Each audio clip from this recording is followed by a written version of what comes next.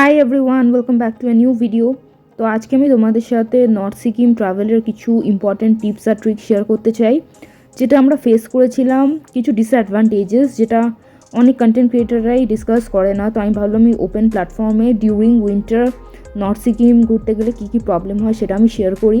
কারণ রিসেন্টলি আমাদের এই 2024-এ সিকিমে অনেক গাড়ি আটকে গেছিলো এবং ব্রিজটাও ভেঙে গেছিলো। তো তার জন্য এই টিপসটা খুবই ইম্পর্টেন্ট যে নর্থ সিকিম একদমই ফেভারেবল না ডিউরিং উইন্টার বলতে এখানে আমি ডিসেম্বরের লাস্ট উইকটাকে রেফার করছি। ডিসেম্বরের লাস্ট উইক থেকে একেবারে ফেব্রুয়ারি মান্থের মিডিল অবধি খুবই রিস্ক জোন থাকে নর্থ সিকিমটা, কারণ বরফের রাস্তাঘাট ঢেকে যায়।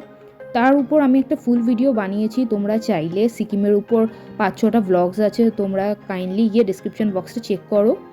আর এই যে জায়গাটা আমি হাঁটছি, এই জায়গাটা হলো সিকিম ঢোকার অনেকটাই আগে, জাস্ট গ্যাংটক থেকে ক্রস করে চুংথাং বলে একটা জায়গা আছে, সেখানেই ভিলেজটাতে আমাদের গাড়িটা কিছুক্ষণ স্টপ করেছিল এবং আমরা হেঁটে হেঁটে যাচ্ছিলাম।